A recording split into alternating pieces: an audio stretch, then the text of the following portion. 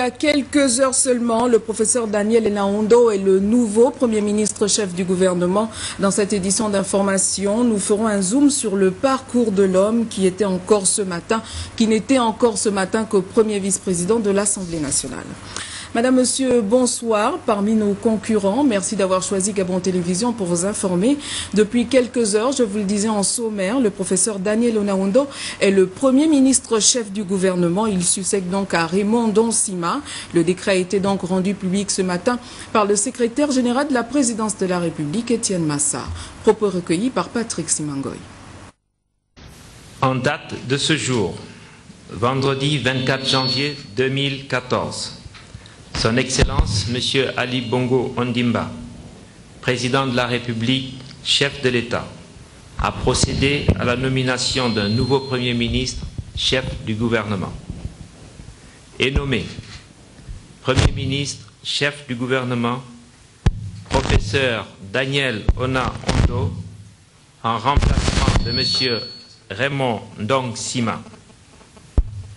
Comme le veut la tradition républicaine, le nouveau Premier ministre vient d'être reçu par son Excellence, Monsieur le Président de la République, chef de l'État, avec pour mission de constituer dans les meilleurs délais un nouveau gouvernement pour poursuivre la mise en œuvre du plan stratégique Gabon émergent.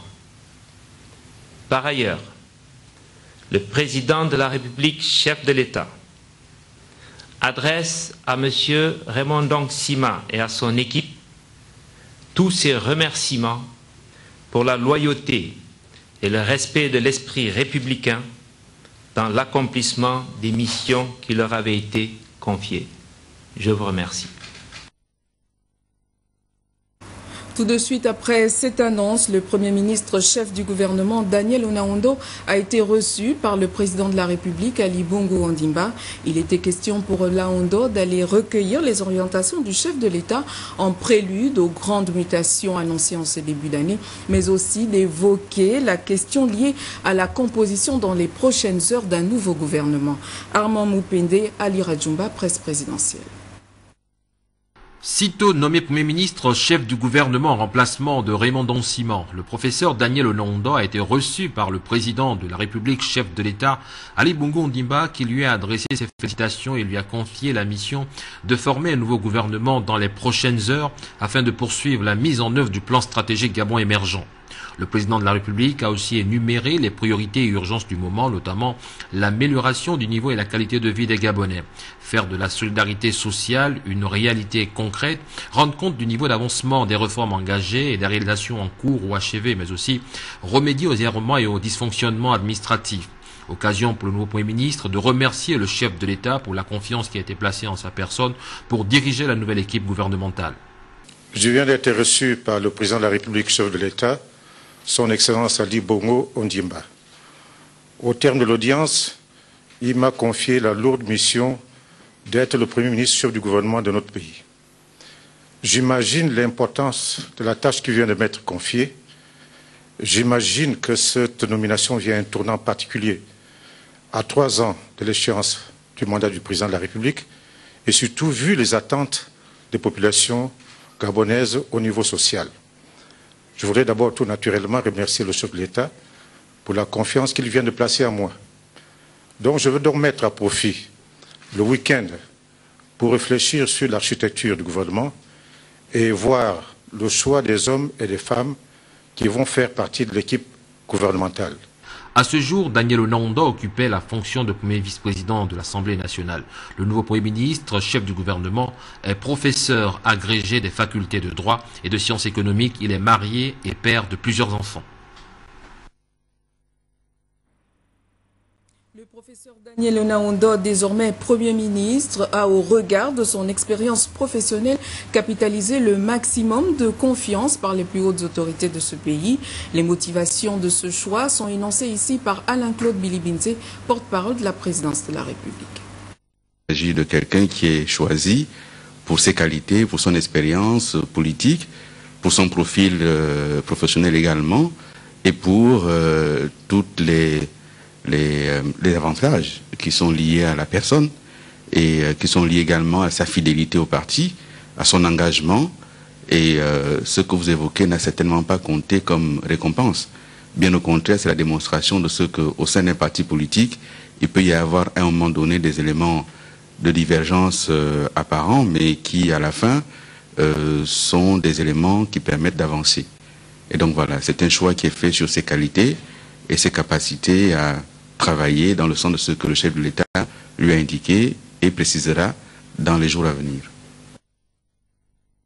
Tout de suite, après la nomination du professeur Daniel Onaondo à la fonction de Premier ministre, chef du gouvernement, Charline Wora de notre rédaction a baladé son micro à travers la capitale pour recueillir les impressions à chaud des Gabonais. Nous les écoutons. Onaondo, c'est un homme intelligent qui a des actifs à son endroit. On attend beaucoup de choses, les logements qu'on nous a promis. On espère que ça sera accessible à tous les Gabonais. La santé pour nos enfants, la sécurité, vraiment, et les routes. L'amélioration sur tous les plans, notamment sur déjà la répartition du terrain. On a un problème du terrain. C'est compliqué. On espère que le nouveau gouvernement verra un peu dans ce sens-là. C'est pas seulement exproprier les gens, mais aussi c'est redistribuer les terres. On espère que Daniel Onaondo va faire mieux. Ça fait plaisir aux Gabonais et aux Gabonaises. Il suffit qu'ils nous apportent un peu de la nouveauté et tout ce qu'on veut.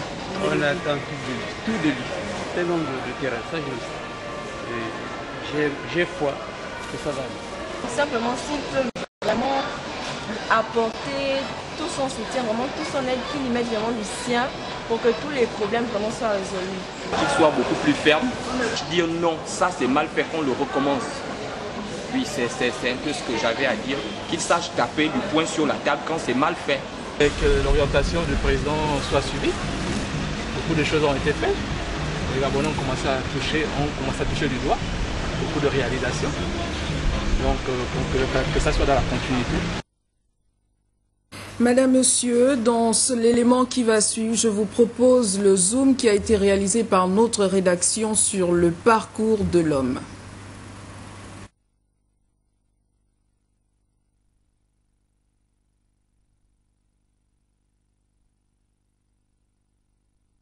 Monsieur, apparemment les conditions techniques ne nous permettent pas de diffuser cet élément. Nous poursuivons donc le cours normal de cette édition d'information pour parler de Catherine Samba-Panza, nouvelle présidente de transition politique en RCA, élue le 20 janvier dernier, qui a été installée dans ce fauteuil de commandant hier à Bangui, une cérémonie de prestation de serment qui a vu la participation du numéro 1 gabonais, Ali Bongo Ondimba. Rabia Delphine Yari, Armand Moupende, presse présidentielle. Est désormais le Premier ministre, chef du gouvernement du Gabon. Le nouveau locataire de l'immeuble du 2 décembre n'est pas un inconnu du paysage politique gabonais. Récemment encore, premier vice-président de l'Assemblée nationale de la 12e législature, Daniel Onaondo est député du cantonnier à Ouyem depuis 1996.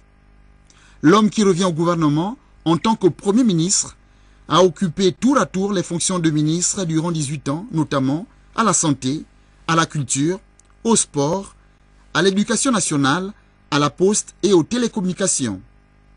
Le nouveau Premier ministre a été par ailleurs conseiller du président de la République, chargé des relations commerciales, industrielles et des participations, sous faux président Omar Bongo Ondimba.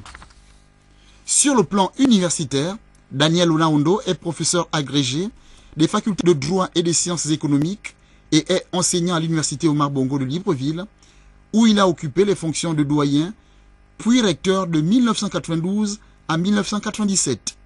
Le professeur Daniel Onaondo soufflera à sa 68e bougie le 10 juillet prochain, car il est né en 1945 à Ouyem, capitale provinciale du Wellington. Après l'obtention de son baccalauréat série D au lycée national Léon-Bas de Libreville, il poursuit ses études à l'université de Picardie en France. Plus tard, c'est à l'université Paris 1 Panthéon-Sorbonne qu'il obtient son doctorat d'État en sciences économiques. Le professeur Daniel Onaondo, le nouveau Premier ministre, est marié et père de 7 enfants. Madame, Monsieur, comme vous avez pu le constater, il s'agissait là du portrait du nouveau Premier ministre, le professeur Daniel Onaondo, qui soufflera dans quelques jours sa 68e bougie. Nous poursuivons donc le cours normal de cette édition d'information pour parler de Catherine Samba-Ponza, qui est la nouvelle présidente de la transition politique en RCA. Elle a été élue le 20 janvier dernier et a été installée dans son fauteuil de commandant en chef. C'était hier à Bangui. Une cérémonie de prestation de serment qui aura vu la participation d'Ali Bongo Ondimba, le numéro 1 gabonais. Armand Moupende, Rabia Delphiniari, presse présidentielle. Au port international de Bangui-Poko, en cette journée du 23 janvier 2014, un balai des délégations qui viennent marquer de leur présence la cérémonie de prestation de serment de la présidente de la transition en République centrafricaine. Au nombre des invités, le chef de l'État, Ali Bongo Ondimba. Au palais de l'Assemblée nationale, les responsables politico-administratifs ainsi que les représentants de toutes les couches sociales sont présents. L'événement est de taille, il y va du retour à la stabilité dans le pays. Premier acte du cérémonial, la prestation de serment. Catherine Samba-Ponza a juré de tout mettre en œuvre pour la réussite de sa mission. Moi,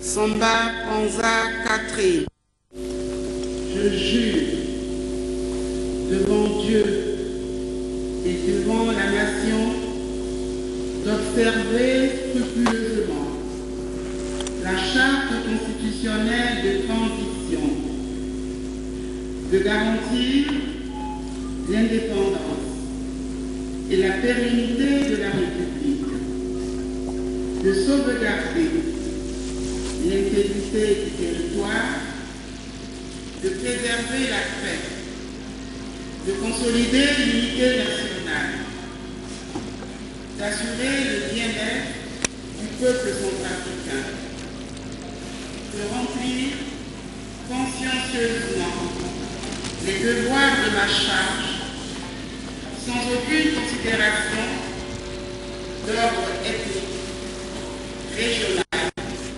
religieux, confessionnel, de ne jamais exercer les pouvoirs qui me sont dévolus par la charte constitutionnelle de transition et les lois de la République à des fins personnelles et de n'être guidé en tout que par l'intérêt national et la dignité du peuple centrafricain. Reconnue désormais comme présidente de la transition en RCA, Madame Samba-Ponza a été élevée au grade de Grand Croix de l'Ordre du Mérite centrafricain avant que lui soient remis les attributs du pouvoir. Le drapeau de la République, le bouclier, le couteau et la calebasse d'abondance.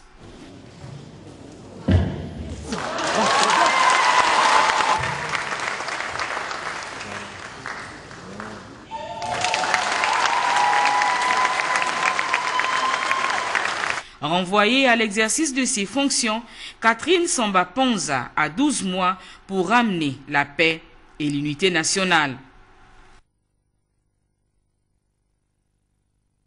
12 mois en effet pour conduire la transition en RCA pour Catherine Samba-Ponza, le portrait de celle qui était il y a quelques jours seulement l'édile de la ville de Bangui dans cet élément réalisé par Delphiniari de la presse présidentielle. Née le 26 juin 1954 au Tchad, de père camerounais et de mère centrafricaine, Catherine Samba-Ponza est diplômée en droit des entreprises.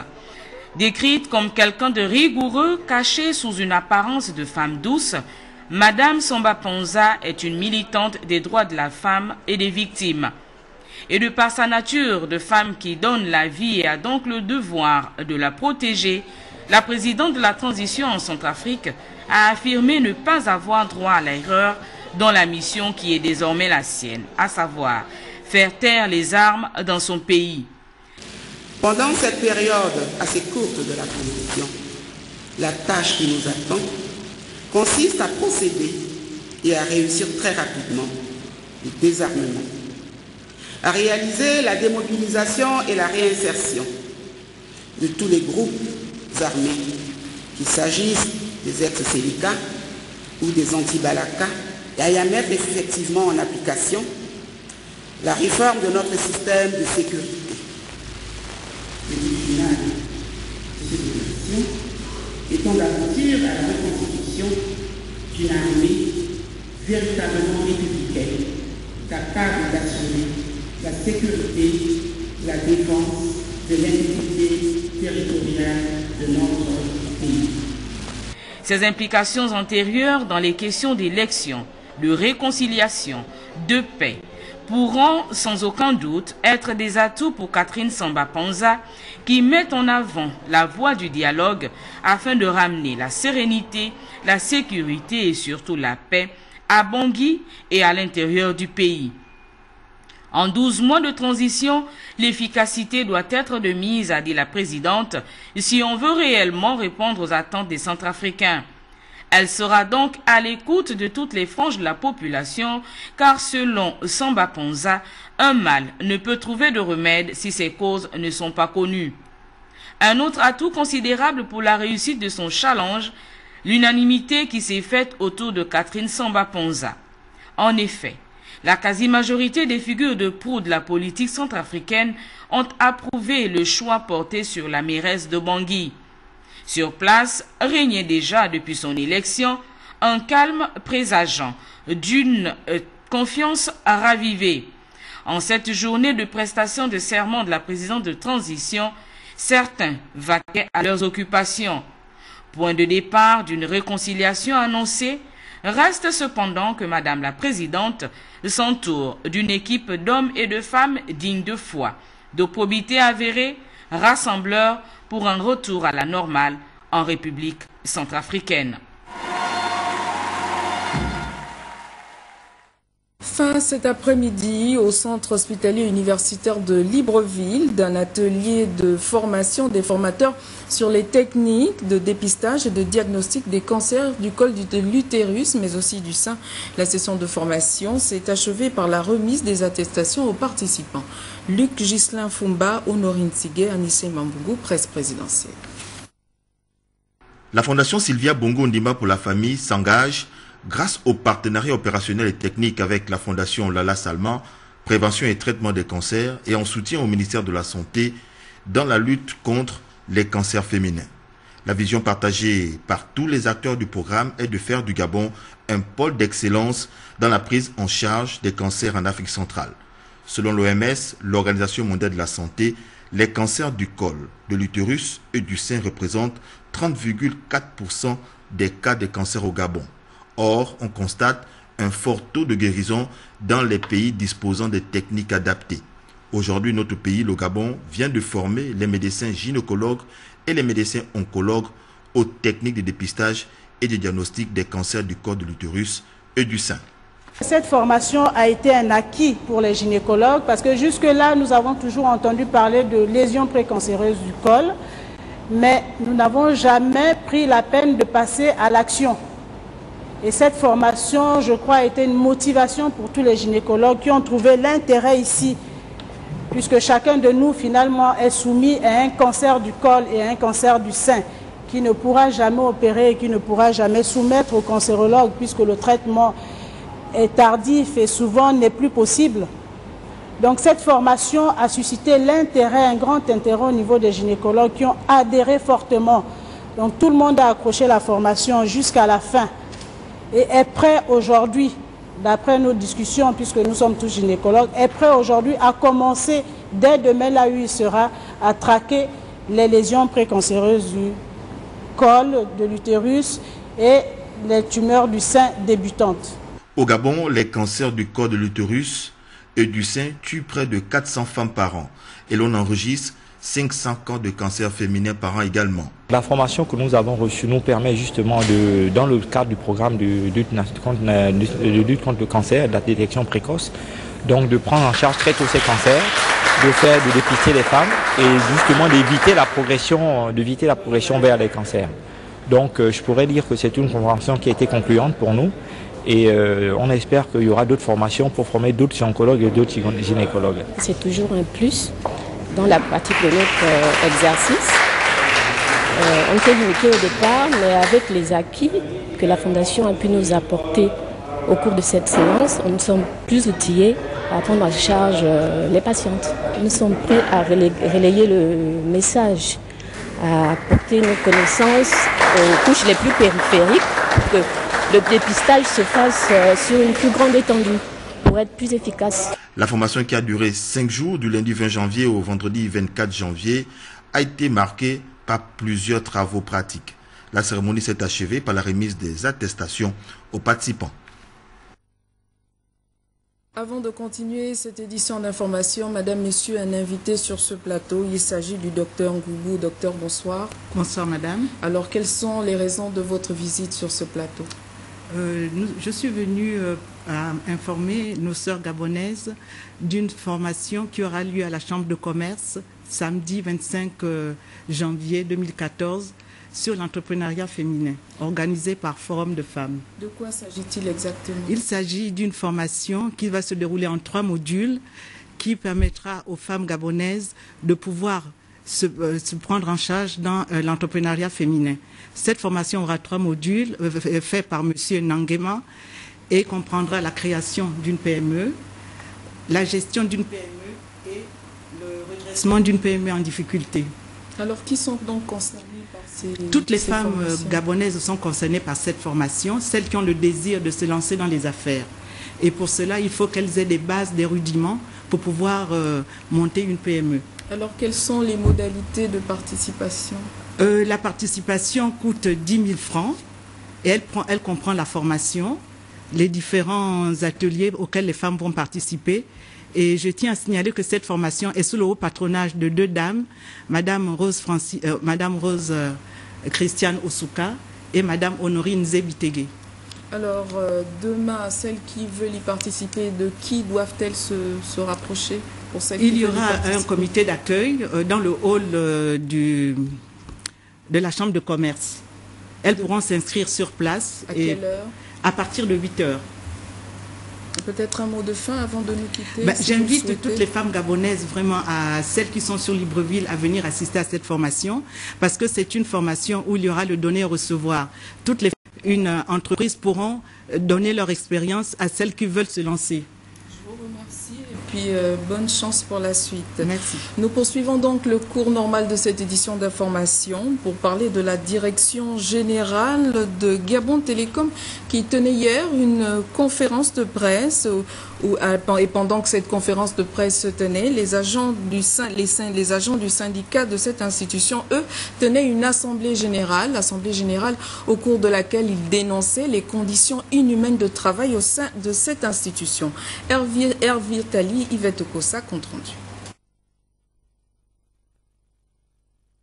Cette assemblée générale extraordinaire se tient au lendemain de plusieurs dépôts de leurs cahiers de revendications sur la table de leur hiérarchie. Depuis, le temps s'est écoulé, beaucoup d'eau a coulé sous les ponts, mais rien n'a été fait. Au contraire, tout va de mal en pis. Réunis au sein de leur syndicat, le Sinatel, le syndicat national des télécommunications, les agents de Gabon Télécom réaffirment leur ras-le-bol face au traitement qu'ils subissent dans cette entreprise. Notre partenaire stratégique, qui est Maroc Télécom, ne dégage pas suffisamment de moyens pour que les agents de notre entreprise puissent travailler dans la sérénité, dans les conditions les meilleures. Ces 3 dernières années, le chiffre d'affaires de Gabon Télécom a eu une progression exponentielle. 60 milliards en 2011, 74 milliards en 2012. Et par extrapolation, nous allons frôler les 90 milliards en 2013. Des 4 opérateurs de la téléphonie mobile dans notre pays, les agents gabonais de Gabon Télécom leur traitement salarial est de loin le plus médiocre de tous. Avec l'installation du nouveau bureau du Sinatel, ces structures entendent aller jusqu'au bout de leurs attentes, d'où l'annonce d'un préavis de grève au sortir de cette réunion. Donc je pense qu'il y a de la part de la direction le manque de volonté de communiquer, d'échanger avec les syndicats. Parce que nous sommes disponibles pour discuter avec eux. L'Assemblée générale vient de décider de déposer dès demain matin un préavis de grève à la direction générale. Et je pense qu'à l'issue de ce préavis, si des décisions communes ne sont pas prises, nous pourrons entrer librement en grève. Il reste à souhaiter que la direction générale de Gabon Télécom et les syndicalistes trouveront un terrain d'entente afin que ces agents rentrent dans leurs droits. Madame, Monsieur, nous poursuivons cette édition d'information avec un autre invité. Il s'agit de Monsieur Yvon Patrick Medouanze, qui est président, je crois, de la Fédération gabonaise de basketball. Est-ce que c'est bien cela? C'est bien ça, bonsoir. Bonsoir, monsieur. Alors, pourquoi votre intrusion sur notre plateau de télévision? Juste pour dire aux téléspectateurs gabonais, aux férus du basketball, que la saison va débuter ce samedi 25 janvier par le lancement de la Super Coupe de basketball qui oppose le champion du Gabon et le vainqueur de la coupe, à savoir Manga contre Tali Basketball. Et demain, ça se passera où? Au gymnase d'Oloumi.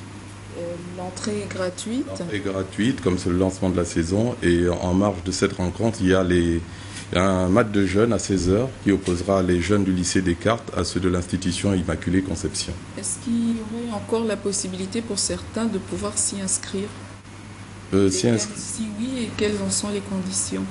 Non, puisque les deux équipes devant prendre part au tournoi de jeunes sont déjà retenues et la finale opposera deux équipes, les deux champions. Donc il n'y a que ces équipes-là qui pourront prendre part à la compétition. Peut-être souhaiteriez-vous ajouter quelques mots à l'endroit des téléspectateurs qui nous suivent? Oui, que de dire au public sportif gabonais du basket et du sport en général de venir nombreux demain encourager nos deux champions qui vont démarrer dans quelques semaines le championnat national d'élite qui devra démarrer courant mi-février. Merci Monsieur le Président et puis bonne chance pour la suite. Merci. La direction générale, je vous le disais tout à l'heure, de Gabon Télécom qui a tenu donc une conférence de presse hier face à la presse nationale. Il était question pour la direction générale de faire étalage des nouvelles offres de services, mais aussi des innovations apportées dans le secteur. Filika Biogo Kombila, Francis Ngomo, reportage.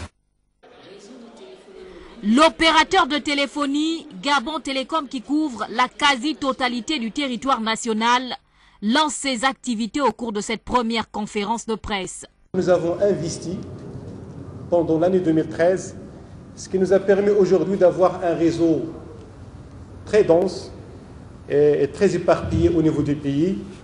Nous avons plus de 361 stations de base, ce qui nous permet aujourd'hui d'avoir une couverture pratiquement de 95% de la population totale du pays. Déterminée à répondre aux attentes et aux besoins de sa clientèle, l'entreprise vient de procéder à une baisse très importante de ses tarifs à l'international. Il faut dire que c'était un petit peu une demande de nos clients qui ont constaté un petit peu que nos tarifs sont un petit peu chers par rapport à la concurrence. Mais aujourd'hui, nous avons nivelé nos tarifs. Et je peux dire même que nous sommes très compétitifs par rapport à la concurrence.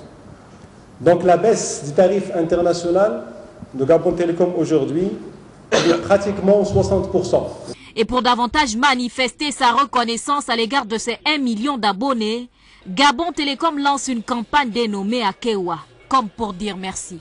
Il s'agit de dire merci à nos abonnés, merci pour la fidélité, merci de nous avoir choisis. Nous avons mis un contenu ludique, 40 millions de francs CFA à partager entre 160 personnes du 15 février jusqu'au 15 mars.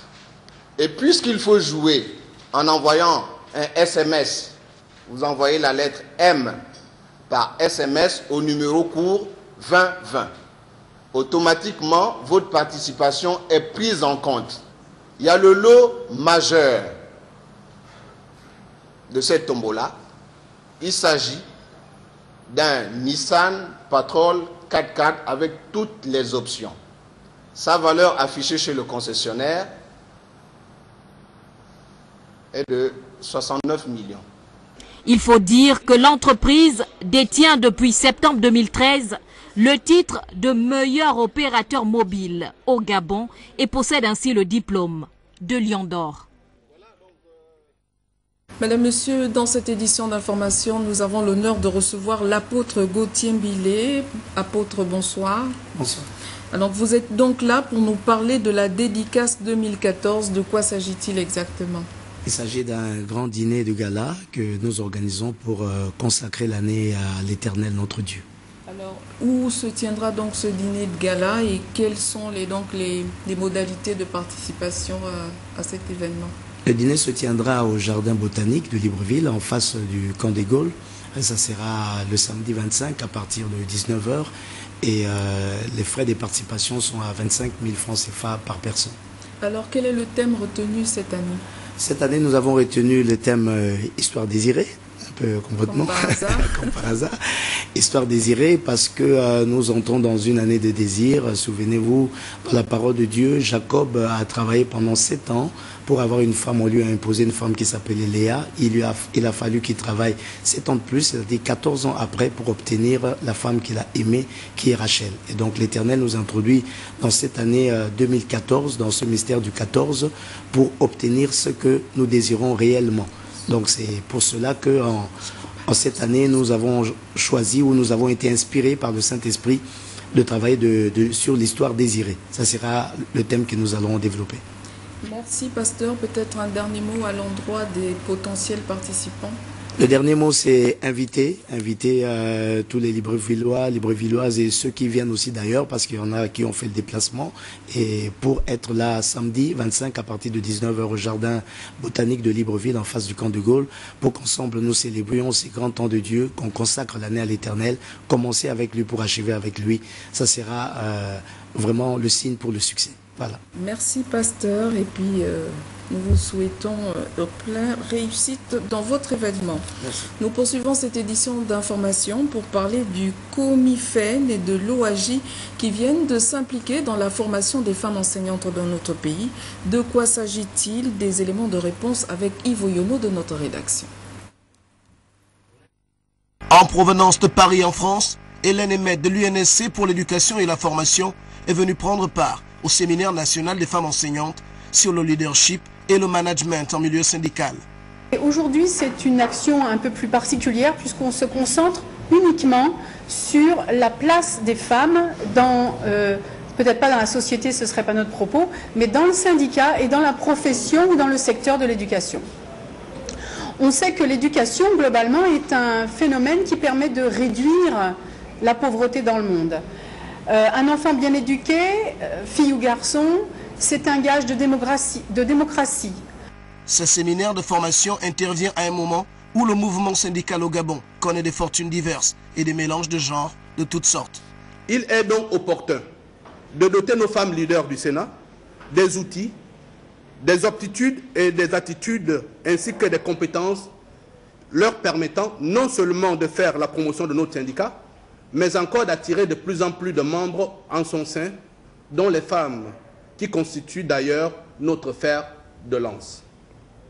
C'est donc le lieu ici pour moi de saluer le programme de coopération qui lie OAJ de Finlande et UNICEF Éducation de France, et grâce auquel un certain nombre d'activités est organisé à l'endroit de nos militants pour que notre syndicat garde sa place de leader dans le secteur de l'éducation dans notre pays.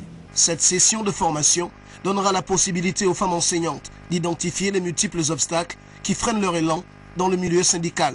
C'est pour ça qu'il est très important que les femmes, qui sont quand même les grandes majoritaires du secteur de l'éducation, aussi bien en termes d'enseignantes que de psychologues, que de surveillantes ou d'autres fonctions qui sont aussi importantes, doivent avoir les moyens de dépasser un certain nombre de stéréotypes qui ne viennent pas de la forme de notre cerveau, les femmes et les hommes ont le même cerveau, mais de l'éducation qui est véhiculée à travers les siècles. Selon Fridolin Vemessa, les conclusions issues de cet atelier seront certainement mises à exécution par le Bureau national et les autres instances de décision du Sénat. À présent, mesdames, messieurs, avant de nous quitter, c'est le communiqué des sports. Le Football Club Sapin organise un tournoi international de football avec la participation de l'ASFA, Yenega du Burkina Faso, de l'Union sportive de Bitam et du CF du Football Club Mounana. Dans cette optique, le comité d'organisation informe le public sportif que l'entrée est libre et gratuite pour les matchs d'ouverture de demain samedi à 16h au stade de l'Amitié à Angonji. Ce tournoi, il faut le rappeler, permet aux Gabonais engagés aux Coupes africaines de se mettre en jambes avant leur entrée sur les stades en février prochain. Le public est invité à venir soutenir nombreux ses favoris. Madame, Monsieur, c'est la fin de ce rendez-vous d'actualité sur Gabon Télévision. Pour l'essentiel de l'actualité nationale, retenez que le professeur Daniel Enaondo est désormais le nouveau Premier ministre chef du gouvernement et que le gouvernement composé par ce dernier est attendu dans les prochaines heures. Prochain rendez-vous, 23h, Téclair Mécuis. Je vous retrouve demain à 20h.